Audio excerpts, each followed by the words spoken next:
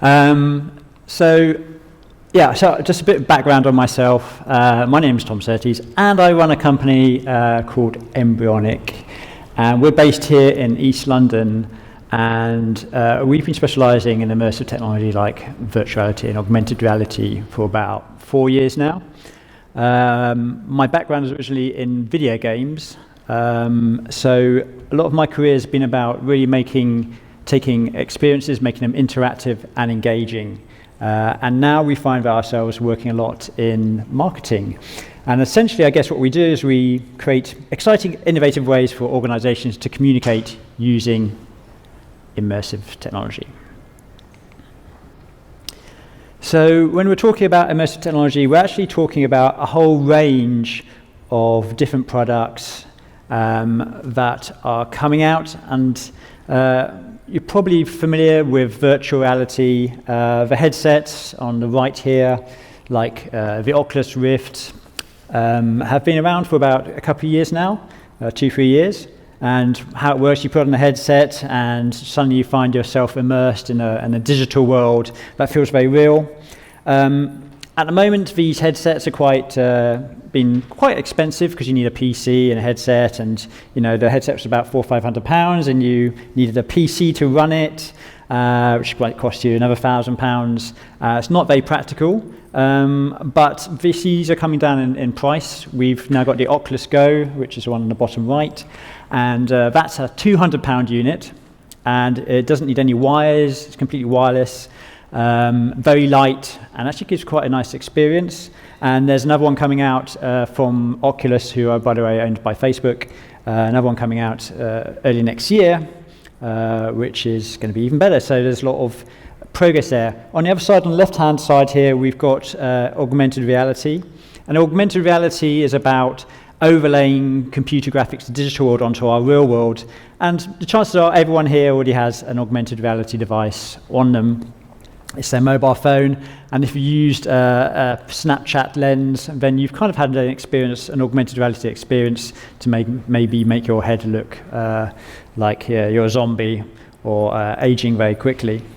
And then we're starting to see devices that are in the middle. So virtuality is all about completely immersing yourself in a digital world. Augmented reality is about bringing the digital world into our world. And then somewhere in between, we're getting these new devices, the Microsoft HoloLens and the Magic Leap, which was just kind of semi-launched a couple of weeks ago. These are devices that have an awareness of the environment we're in. So they have additional sensors in there. They're wearable. You can walk around and they understand the surfaces. So you can have virtual objects sitting on tables, characters walking around. And this is kind of more the future, but they're essentially prototypes at this stage. And the point is, people kind of think, well, we're not going to spend all our time in these digital worlds because it's very isolating. But actually, probably what's going to happen in the future, there's this kind of continuum, and we're going to decide how much time we want to spend, how much we want to be in the real world, and how much we want to be in the virtual world. And probably one device will serve us for that. As I say, it's really quite early days. Here, I always like to equate this. This is a TV from the 1950s, and it was kind of one of the first commercial TVs you could get. It would have cost a family an arm and a leg to buy. It was very heavy. It was black and white and fuzzy, not very good quality, and it probably only had 1 or 2 channels that you could watch on it. And of course, today, TVs and screens are everywhere. They're in our pockets. They're large, they come different sizes. We've like millions of hours of content. Something like 1 billion music videos are played on YouTube every single day. So that's happened in the span of 50, 60 years. So I like to think about this technology a bit more in the long term of where really the potential of it's going to go. But obviously, the earlier you can engage in it now, the more you're going to learn about this medium. Because ultimately, what I believe is that we spend so much time in the digital world that we're not going to, the days of having the digital world trapped behind a glass panel that we're tapping at are numbered. And we are going to want to spend, either have our digital world come out into the real world of us, or we're going to want to immerse ourselves and just explore fantastic new worlds. And that's why I get really excited about this technology and why I've kind of specialized in this for the next 4 years. But we're here to talk about marketing, so I want to use a bit of my experience and talk about some case studies that we've done. So marketing and advertising, certainly how it kind of works is that you're repeating a message many, many times, and that you're hoping that when a consumer gets into a buying situation where they have lots of choices, they're going to remember your brand because they're familiar with it and you've built up trust with them. Now, that's great, and that's worked well for a long time. But the problem is, at the moment, is people's attention span is decreasing. I think the average attention span, measured about, was it last year, was 8 seconds. Which is only slightly worse than a goldfish, which is about 9 or 10 seconds. So as an advertiser, you have to spend a lot of money to repeat your messages over and over again. And of course, you are competing against a lot of other messages. There's also the issue with new generation of millennials who've grown up with digital technology and the internet. And they're used to having everything at their fingertips right here, right now.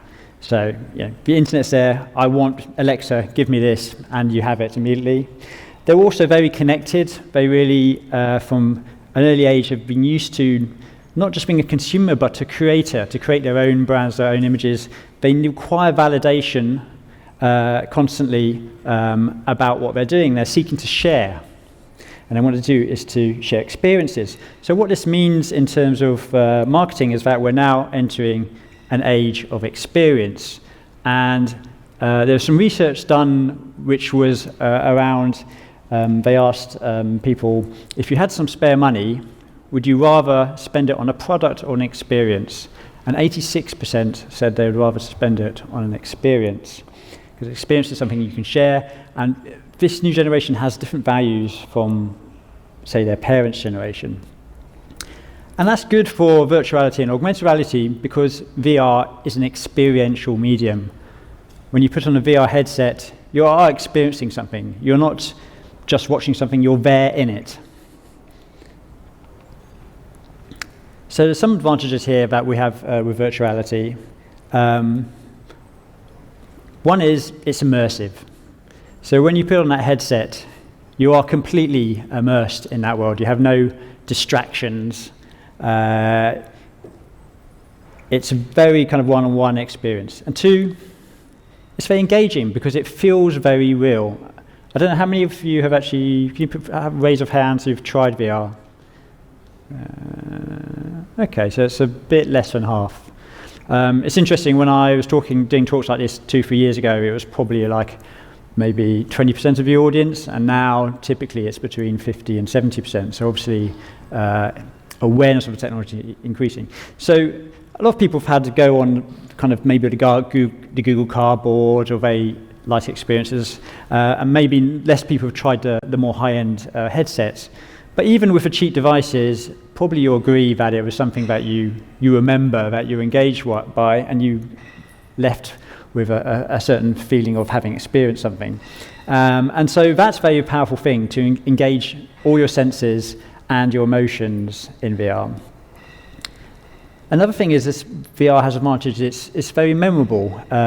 They did research that showed they played a film in virtual reality experience and compared it to video.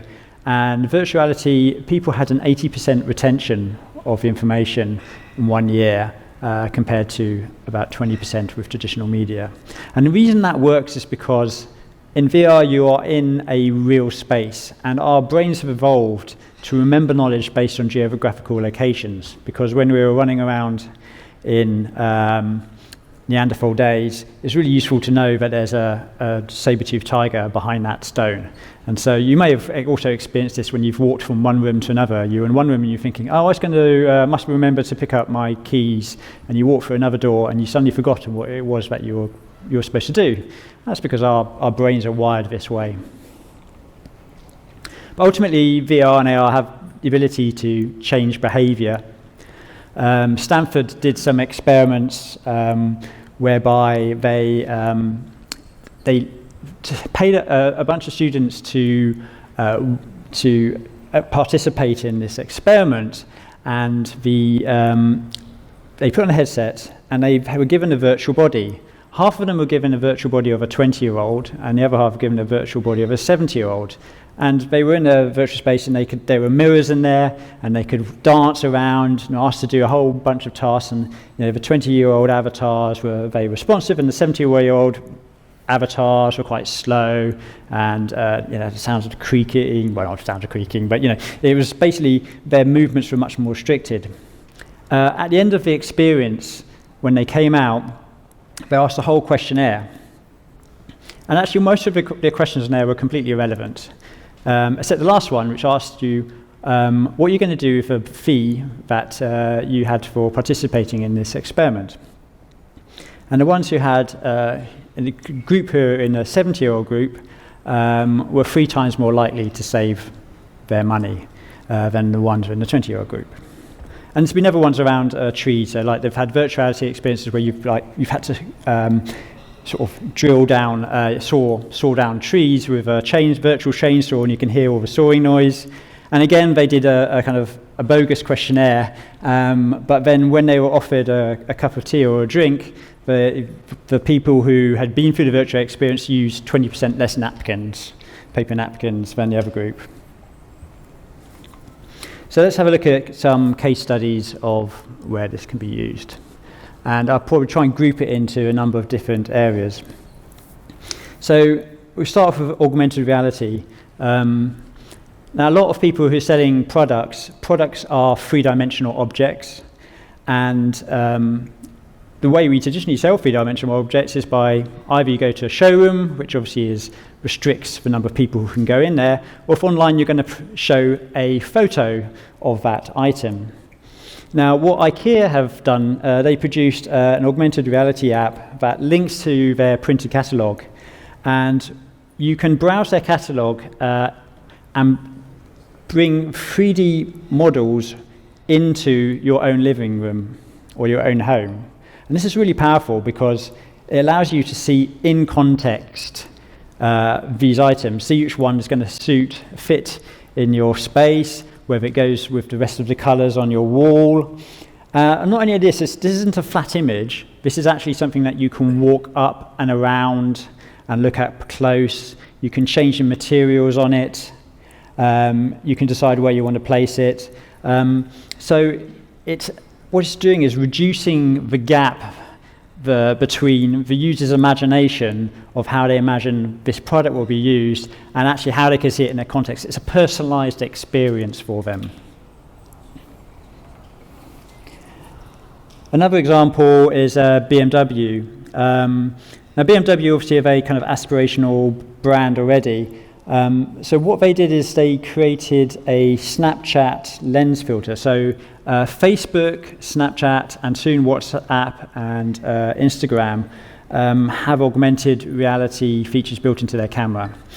This is very powerful because previously, as a brand, it means that you don't actually have to build your own app to provide an augmented reality experience. You can actually also do it just by posting a link. And Facebook and Snapchat have very powerful tools for agencies and content creators even to create your own quick virtual augmented reality experiences. So in this particular case, BMW were launching a new car, and they created a Snapchat lens that allowed you to place that new car in wherever you are. So people would start to you just tap on a screen, say where you want your BMW. It might be in your driveway or on the pavement, and then allow that to share that with your friends. That was viewed more than people spent more than like a minute or two, 24 million times on Snapchat Lens, and obviously the viral abilities of being able to share your new BMW with your friends is quite powerful. And again, you can walk up to that, you can open that door, look inside at the interior. So people engaging with that on a much greater level than they would with, say, just if you had a video of it. You may also be familiar with the facial recognition that's available, again, in a lot of photo apps. Now, this is often those are quite useful, like comic effects, like turning your head into a sort of a zombie. But here, L'Oreal have actually purchased an augmented reality company that allows people to virtually try on makeup and try different shades and styles. This means that, obviously, if you wanted to try on makeup in a store, that's quite a time-consuming process. But if you can do it within your app, just using existing behavior that you already have of taking selfies, and then able to share that, that's very powerful. And people also transforming their packaging.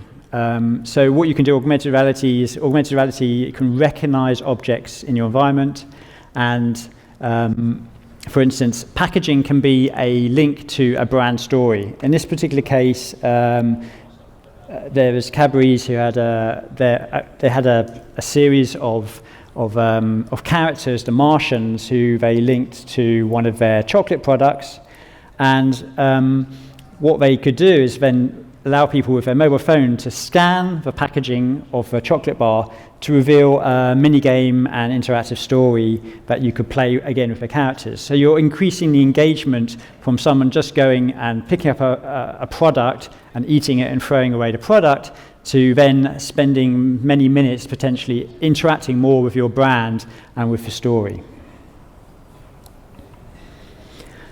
We do a lot of stuff in basically B2B. So we've been working with a company that does aircraft interiors. Now, how typically this would work? They have a very modular system that they've designed, and they're selling to big airlines. Now, again, if you were kind of to do this, traditionally what their problem would be is that they have a modular design, so they have 1,000 different potential combinations that could go into different clients' aircraft. And how would you do that? You'd basically get someone to do a 3D render of your seat, and then you'd give a PowerPoint presentation. Now, actually, what we allowed them to do was we created an app where we allowed them to go to a customer and say, "Hey, how do you like your cabin set up to be in your aircraft?" And you can drag in our customizable module, and they press a button, and then they put on a headset, and now you can walk down the aisle of your cabin and sit in one of your seats and have a look at the finishing, and maybe you wanted to customize it. Now, for them to create to create an engineering model of this would cost them hundreds of thousands of dollars. And now we've done something for several $1,000s that gives them an experience that then they can then take to, it's portable, they can use it to sell to airlines, and not only that, but they can also sell into their own business. So that's quite an interesting space where I think we've seen a lot of sort of B2B, because we've talked a lot about sort of B2C, where we're kind of closing the sales gap. Here's another example where actually we've used virtuality to sell into a company. So this is internal company marketing communications. So this was a new product by a company called ResMed. They make devices for sleep apnea. And they had a new mini product, which is a first kind of portable sleep apnea respiratory device. And they wanted to get their sales force really infused and really understand what that means for their customers. So we created this short experience where you start off, you put a headset, you're in the bedroom of about to go on holiday. You can pick up the unit, put it in your travel case, and then once you're on the plane, rather than having a restless night, you're actually able to sleep for the first time, and you arrive relaxed, ready for your vacation, and you can check your mobile phone, and you can see how much sleep you've got. We talked a lot about products. I'd like to talk about services. So we've worked with a big port company called DP World, and they have a port in east of London called London Gateway, and they wanted to use VR in a way to communicate to retailers why they should come and use their port and run their logistics through there. So what we did is create a virtual reality presentation that allowed people to explore the port at multiple different levels, because their services run at different levels. You know, you have you follow the journey of a container throughout the port, coming in from a ship throughout the port into their logistics park and then out to London. And we had different views of this. So one level view was in place. So we took photos from the actual port side, panoramic photos, and you could feel like what it's like to be on the quayside. That was level 1 in there. Level 2 was this kind of diorama that we created, that you could walk around and actually explore what I call is a living train set. And this way you could kind of see, okay, this bit of the port is connected to this bit of the port. There's the inspectors there, and then, okay, that's a short journey over here to this warehouse, and we could have this warehouse at this point. And then we had the global view, which is how the port connects to the sales and all the shipping routes around the world. And obviously, they use that to talk to CEOs of major retailers. And this was deployed, and typically a lot of our stuff is deployed in trade shows, but since then, they've actually used this as a sales tool and a recruitment tool. So we've created another experience as a recruitment tool to go in and get people interested in the logistics industry. Because this, in the 3 minutes here, you've had an amazing experience where you really understood the whole services of that connected park compared to, you know, a 20-minute presentation. Almost there. There's other things quickly before I run out of time. So this is for a shoe polish company. This is kind of category we talk about giving the user experience that really makes them feel great about the brand. In this particular case, it's a World Cup, and in this experience, you get to play and be defending goals in the World Cup, and that was the actual Russian stadium. So you're behind the scenes, you can take the product and make your shoes magically and sparkly. Then you go out and you get to save the goal, and you get to hold a trophy, and it really feels like you're there. So when you leave that experience, you know, it might be like shoe polish is not the most exciting product in the world, but you've had a really exciting experience, and you're going to make that connection with that brand. And lastly, is an experience that Merrill did in their shoe company, and what they allowed, they were trying to invoke the excitement of using their shoes and the kind of activities that's involved with. So they created this kind of mixed reality experience where you got to walk along sort of rickety bridges, have a super little mini adventure, all through virtuality, combining all the different senses. And that's another way that, you know, people who went through that experience really felt like, wow, I've had a really exciting time, and then they connected that to their brand. So that's just a few of the examples of what's happening now. Now, obviously, as I said, this is a long-term thing. We're still way off our future. This is the Ready Player One. We're all going to get plugged into the virtual world and never step out. But there are real use cases for virtual and augmented reality that I think if you are interested in marketing, it's definitely worth experimenting with, and it doesn't have to be as sci-fi as you might think it is. So thank you very much. If you want to get in contact with me, there's my details, and thank you.